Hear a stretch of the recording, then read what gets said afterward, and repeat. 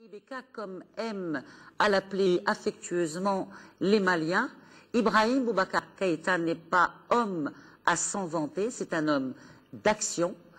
Dans le Mali d'aujourd'hui, encore endolori par la guerre, avec des chantiers socio-économiques gigantesques, mais certainement pas insurmontables. Monsieur le Président, bonsoir. Bonsoir, Madame. Merci d'avoir accepté de nous recevoir ici, chez vous, à Bamako, au palais de Koulouba. Mon plaisir, mon honneur, Madame, et un privilège. Comment allez-vous, Monsieur le Président, et surtout Très comment bien. va le Mali? Le Mali va de mieux en mieux. Va de mieux en mieux. Aujourd'hui, toutes les questions sont posées. Toutes les questions sont urgentes pour le peuple malien. Qu'en est-il pour vous et vos équipes? Est-ce que lorsque vous hiérarchisez vos priorités, il s'agit de reconstruction, il s'agit de réconciliation nationale, il s'agit de stabilisation du Mali ou de tout cela à la fois? Tout est urgent, Madame, tout est prioritaire. D'abord et avant tout, la sécurité du peuple malien. Que notre peuple se retrouve rasséréné, sa sérénité d'antan, qu'il se retrouve en paix, en communion, en convivialité avec ces différentes communautés qui ont toujours, depuis des siècles, l'habitude de cette vie commune, de cette communion. C'est cela, Madame, ma grande préoccupation. Donc, la réconciliation des cœurs et des esprits, Madame. Vous connaissez très bien votre pays. Vous êtes peut-être même l'une des rares personnalités maliennes, de par votre cursus, de par vos engagements. Vous avez été ministre des Affaires étrangères, vous avez été Premier ministre, vous avez été président de l'Assemblée nationale. Et par-dessus tout cela, vous avez engrangé une multitude d'expériences qui vous ont amené sur le terrain, dans la vie quotidienne des gens, qui vous ont amené dans le domaine de la santé, de l'éducation nationale, les problématiques posées aux femmes, etc. Si vous deviez, Monsieur le Président, en quelques mots, présenter à un auditoire qui ne connaisse pas le Mali, présenter votre pays, que diriez-vous? Est-ce que vous iriez sur les valeurs du peuple malien, que sont le respect, l'honneur, la dignité? Madame, le Mali est un vieux pays, un vieux peuple. L'État malien, le premier État malien date de 1045. Organisé, méthodique, dont on dit volontiers que son gestion n'avait rien à envier à l'État moderne le plus policé. Cet État malien de 1045, l'Empire du Ouagadou, avait des relations avec tous ses voisins, et au-delà de ses voisins, on avait des relations internationales du plus bel effet. Pensez-vous, Madame, nous avions une ambassade à Constantinople. Ce n'est pas courant. Ça, c'est le rayonnement du Mali. C'est pour vous dire que oui. nous fûmes quand beaucoup n'étaient pas. Ça nous met dans une situation de confort absolu, de non complexe du tout, vis-à-vis de qui que ce soit.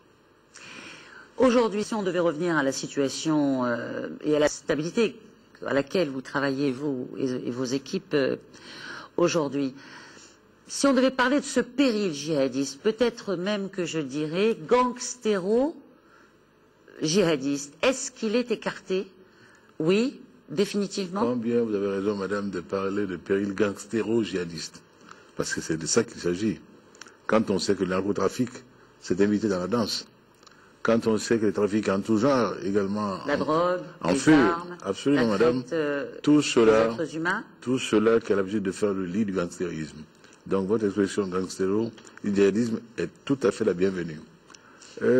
Avec l'appui du monde entier, je dois dire, Madame, aujourd'hui cette lutte a connu de grands succès.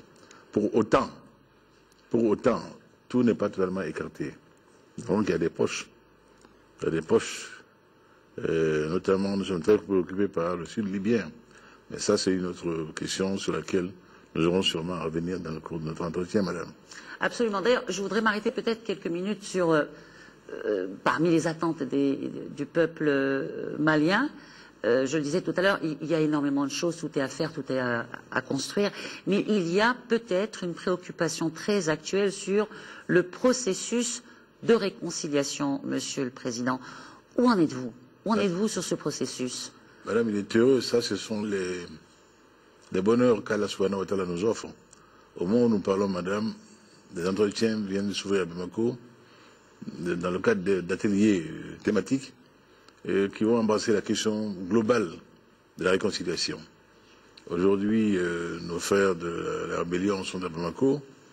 La MINUSMA qui est en charge au nom des Nations Unies de la stabilisation du Mali et le gouvernement malien sont en atelier préparatoire pour parler à proprement parler. C'est un pas assez important, madame, qui est franchi depuis ce matin. Qu'en est-il des mouvements armés? Bon, on vous connaît, vous êtes un homme d'engagement, de morale, en tout cas, y compris vos détracteurs vous définissent de cette manière. Vous êtes aussi un homme de dialogue. Cependant, et vous l'avez dit haut et fort il n'y a pas très longtemps encore, vous n'êtes pas prêt à négocier avec des mouvements armés tant qu'ils n'ont pas déposé les armes. Vous n'êtes pas prêt à négocier non plus, en tout cas à céder le moindre centimètre carré de l'unité territoriale et de l'intégrité du Mali. Est-ce que c'est bien cela votre position? Tout à fait, madame. Vous avez parfaitement résumé. Pour autant, je ne suis pas obtus. Je pense que tout ce qui peut amener les frères d'un pays dans l'incompréhension à se retrouver, à échanger pour se retrouver est de bon effet. Et pourquoi nous avons souhaité aujourd'hui ouvrir une série d'ateliers qui vont avoir à se tenir par des échanges sur les processus de cantonnement, de désarmement et de réinsertion. Tout cela doit être convenu d'accord partie pour que la paix à laquelle nous aspirons, madame, qui a souvent été esquissée à travers les accords, mais jamais abouti. Oui, madame, il est temps que cette paix-là soit une paix réelle, durable, sur un socle en acier trempé, comme j'aime bien le dire, madame, une paix qui ne sera pas remise en cause pour un oui ou pour un non. Et donc, ce qui a débuté ce matin, madame, va dans le bon sens et est conforme à notre attente. Quelle lecture vous avez fait de cette rencontre qui a eu lieu quelques jours au Maroc, à la demande de ces mouvements, cette rencontre qui a eu lieu avec Sa Majesté le roi du Maroc et un groupe armé du Nord? Évidemment, le roi leur a rappelé les grands principes, les préalables, l'intégrité territoriale du Mali, son unité territoriale. Comment avez-vous interprété la démarche du souverain marocain? Permettez, madame, que je dise tout et tout très clairement. Oui. Toute mon admiration pour Sa Majesté, toute mon amitié, tout mon respect et toute ma considération déférente à Sa Majesté, qui dans tout cela est en contact étroit avec moi. Et ce n'est pas non plus la première fois, madame, c'est un scoop, peut-être que Sa Majesté, à ma demande, intervient dans cette affaire-là. Et elle l'a toujours fait avec beaucoup, beaucoup de bonheur, de grande discrétion, et je suis tout à fait heureux qu'à un tel niveau, il y ait une telle implication. C'est dans la droite ligne de relations entre le Maroc et le Mali nouveau, qui retrouve les racines d'antan, anthropologiques, culturelles même, madame, et c'est très heureux. Justement, que répondez-vous à ceux qui pourraient faire une lecture erronée de l'implication, en tout cas de l'intérêt du Maroc pour la stabilité dans cette région du continent? Le Maroc y a consacré une bonne partie de son mandat au sein du Conseil de sécurité onusien à prôner cette stabilité pour les populations du Mali, pour le peuple malien, l'intégrité territoriale et l'unité territoriale de ce pays. Qu'est-ce que vous répondez à ceux qui pourraient faire une lecture, encore une fois, je n'ai pas trouvé d'autres mots, erronée? Madame, aujourd'hui, je suis seul en charge de la légitimité malienne. Je dis le Mali. Et je dis que ce qui a été fait pendant la présidence du Maroc au Conseil de sécurité a été très heureux pour nous. Je l'ai dit lors de mes vœux de fin d'année au peuple malien. Je le redis très clairement. Cela va dans le sens des intérêts du Mali et de l'appui solidaire d'un pays ami à un autre peuple frère. On peut, madame, toujours dire tout et son contraire. Tous les jours, on me traite de tous les noms d'oiseaux, madame. Je n'en ai absolument rien à faire. L'essentiel, c'est le cap, madame. Le cap est tenu Et le Mali sait reconnaître ses amis. Et le Mali connaît ses amis. Le Maroc est un ami du Mali.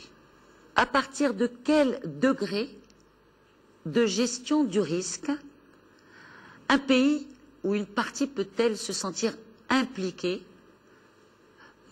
En d'autres termes, pourquoi est-ce que l'Allemagne, dont le ministre de la Défense était chez vous il y a encore quelques jours, se sentirait plus concerné qu'un pays comme le Maroc, par exemple? Ah, madame. Le Maroc est concerné à proximité géographique, je vous l'ai dit, historique et anthropologique. Figurez-vous que lorsque j'ai, dans mon message de remerciement à l'adresse de souverain chérifien, quand j'ai rappelé les liens géographiques et culturels et historiques, j'ai dit que ceux de Goulimine qui m'entendent à Tombouctou savent de quoi je parle. Des personnes âgées ont pleuré. C'est vous dire, madame. Et ça n'a pas de prix? Absolument pas. C'est l'essentiel. Et c'est fondateur. Et moi, je suis historien, madame. Je connais mon pays et son histoire. J'en suis très fier. Et c'est ma racine. C'est mon fondement. C'est mon socle, madame. Donc, vous savez, on peut toujours trouver à dire ou à redire. L'essentiel, c'est que ceux qui sont concernés sachent de quoi ils retournent. Et je sais de quoi ils retournent par rapport aux intérêts de mon pays. J'ai été élu pour cela. Personne ne dira le Mali mieux que moi, Inch'Allah. Le Mali est toujours dans l'agenda des grandes puissances internationales. On l'a vu il y a encore 3 jours, cette tribune commune co-signée par les présidents français et américains, Barack Obama et François Hollande, qui entendait signifier très clairement qu'ils ne se laisseraient pas exclure de la lutte contre le terrorisme dans cette partie du monde. Là, encore une fois, il est clair qu'on ne suffit pas d'avoir une frontière commune avec l'un de ces pays du Sahel pour revendiquer un intérêt plus important que d'autres. Vous comprenez cela également? Vous partagez cela? Madame Merkel a été très réceptive quand je lui ai décrit la situation qui prévaut dans notre zone sahélienne. Ce qui est en jeu ici, Mali, c'est pas seulement le sort du Mali et l'avenir du destin du Mali. Le monde entier est concerné par ce qui a failli prévaloir dans le Sahel malien. Cette ambition, cette prétention hégémonique djihadiste dépassait de loin les frontières du Mali. Imaginez une seconde, madame, ce vaste espace dédié à l'entraînement de force avec le projet qui est connu pour l'assaut du monde. C'est pas que le Mali qui en aurait souffert, madame, le monde entier. Le narcotrafic, madame, également, qui avait commencé à se développer, à se prospérer sur nos rives sahéliennes, était destiné à la consommation de quelle jeunesse? Celle du Nord, le Maghreb, et ensuite, à travers la Méditerranée, toute l'Europe et le monde. Ce sont donc des menaces, madame, qui dépassent de loin les petites frontières du Mali et concernent le monde. Monsieur le Président, on ne comprend pas très bien comment cette instabilité a pu s'installer de manière aussi rapide dans le temps, de façon assez rapide, et on le disait, une zone de tous les trafics. En d'autres termes, à qui profite cette instabilité au nord de votre pays? À qui profite-t-elle? Madame, vous savez, quand un État cesse d'en être un, quand un État cesse de remplir ses fonctions régaliennes, quand un État se livre lui-même à plus que de la complaisance par rapport au narcotrafic. Et vous y tenez, vous, à cette notion de l'État? Absolument, madame, j'y tiens, madame. C'est la protection du plus faible. C'est la meilleure façon de signifier un pays dans sa dignité et sa place dans le monde. Quand cela cesse, madame, l'État n'est plus considéré comme un État digne de ce nom, devient une sorte d'ersatz dans lequel tout est possible, madame. Cela a été le cas du Mali, hélas, qui a ouvert la porte à tout ce qui est subvenu, qui est advenu par la suite. Qu'est-ce que vous répondez à ceux qui feraient l'analyse, qui voudraient que les sous-sols et la richesse des sous-sols maliens, Monsieur Keïta, je vois que ça vous fait sourire, mais il y a des experts et des spécialistes qui parlent de réserves, de richesses avérées, notamment en hydrocarbures, dans les sous-sols maliens, qu'il y aurait donc un potentiel si important qu'il pourrait peut-être même remettre en question la carte géopolitique, géostratégique de cette région africaine, Monsieur le Président. Que répondez-vous à cela? Madame, l'avenir de dira, notre pays n'est pas pauvre. Et nous savons ce qu'il y a sur notre sol, madame. Nous le savons. Mais est-ce que pour vous également, cela explique qu'il y ait, qu'on entretienne cette zone d'instabilité? Qui est le convoitise, madame? Cela attise les appétits, effectivement. Nous serions totalement stupides de ne pas le penser, madame. C'est évident. Dans un tout autre registre, Monsieur Keïta, que l'approche purement sécuritaire du règlement de ce dossier, en tout cas d'une stabilité retrouvée, d'un apaisement sur le territoire malien, n'est pas suffisante. Là-dessus, bien sûr, pour lutter contre les extrémismes, vous-même, vous avez mis en place une politique, une stratégie, vous avez une vision, vous avez même un plan de relance économique et social important qui a été agréé, entre guillemets, par la communauté internationale, dans un cadre démocratique, dans le respect des droits de l'homme. Là-dessus, Monsieur le Président, en quelques mots, excusez-moi de vous presser, mais juste savoir sur quelle valeur repose la vision qui est la vôtre pour remettre en route la machine Mali. Madame, s'agissant des vieux pays, il faut en connaître les fondamentaux. Le Mali est un pays d'humanisme ancien, trempé, d'où cette aisance dans laquelle nous nous trouvons, madame, par rapport au reste du monde. Et nous souhaitons que le monde entier sache que c'est là un pays de paix, un pays, je le dis, de convivialité.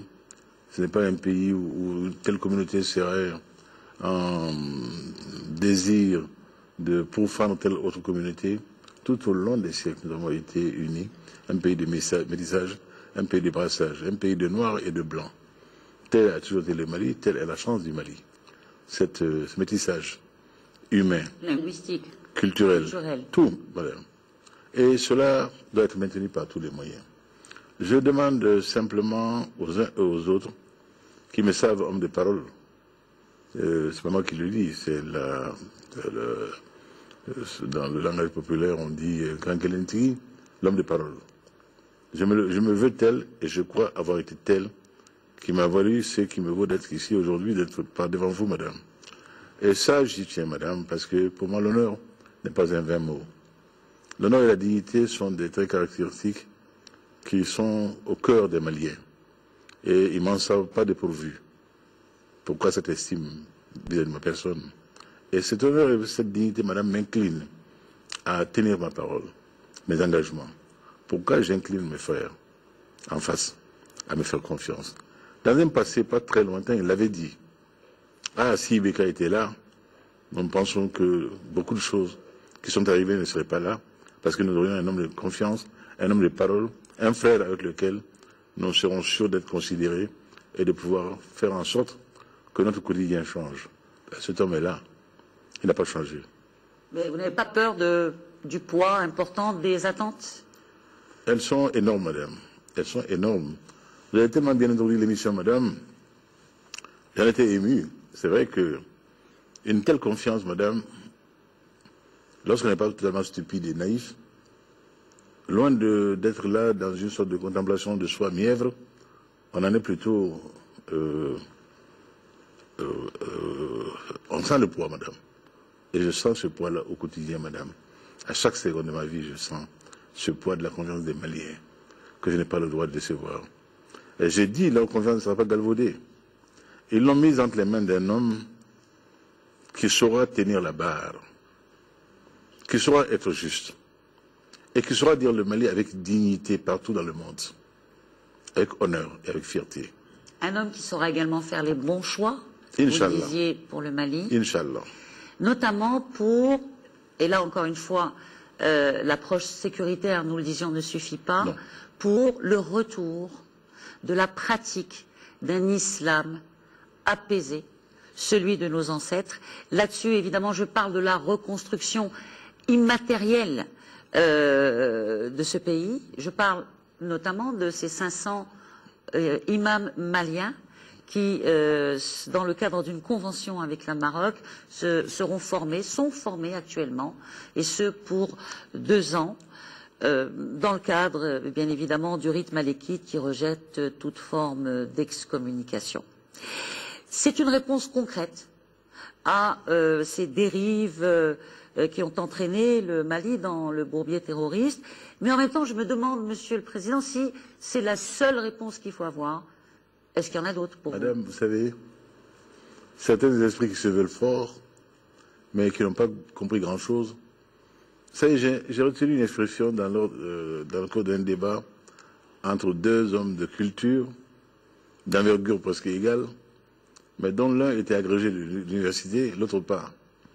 Et celui qui n'était pas agrégé a dit à son vis-à-vis, vous savez, il y a des têtes agrégatives recouvertes de peau d'âne. Madame, il y en a beaucoup.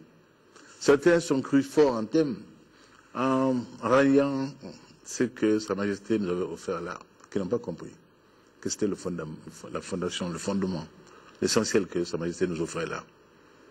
Nous sommes de rite malékite. Et 500 imams maliens formés en la diffusion, la pédagogie du rite malékite est un très grand bien pour le Mali. Cette diffusion, madame, de l'islam tempéré qu'est l'islam malékite, Islam des Lumières, fera beaucoup d'apaisement au Mali, apportera beaucoup de réponses à ceux-là qui prétendaient venir nous en imposer, comme si nous avions été des néophytes, nous qui fûmes musulmans, dès les premières heures, sans complexe. Il y a un quartier du Mali à la Mecque, il y a un quartier du Mali à Médina, et cela est fondé, historiquement fondé. Le pèlerinage de l'ancêtre Kankou Moussa, qui a fait baisser le cours du Midkal lors de son passage au Caire, est resté dans la mémoire, dans la légende. Ce n'est pas donc un islam d'importation, ce n'est pas un islam de création récente. Et les djihadistes en ont pris pour leur grade quand ils ont voulu en imposer à l'éminent érudit qu'est l'imam Essaouti de Tombouctou, en lui disant, nous interdisons l'appel du muezzin par micro. Qui leur a dit, écoutez, moi j'ai fait un peu le tour du monde musulman, Indonésie, Arabie Saoudite, je ne savais pas que dans aucun de ces pays, Maroc, je ne savais pas que dans aucun de ces pays, il soit interdit d'appeler à la prière par un haut-parleur. Si vous nous montrez dans un texte sacré, vous montrez la trace, je consentirai à ce moment-là. Je crois qu'ils en ont été ils sont restés là muets. Et on l'a laissé en paix. Cet homme de lumière, cet érudit, c'est tous les mots dont nous sommes fiers. Tel est le Mali, madame. Est-ce que vous savez que cette coopération religieuse, pas plus tard qu'hier, Sa Majesté Mohamed VI a donné son accord pour qu'elle puisse être, à leur demande, également réalisée avec la Guinée, avec la Libye, avec la Tunisie. Vous comprenez que ça puisse faire l'objet d'autant d'intérêt? Je ne souhaite pas en avoir l'exclusivité, madame. Je pense que Sa Majesté est de partage égal envers tous les frères musulmans. Et cela est très heureux.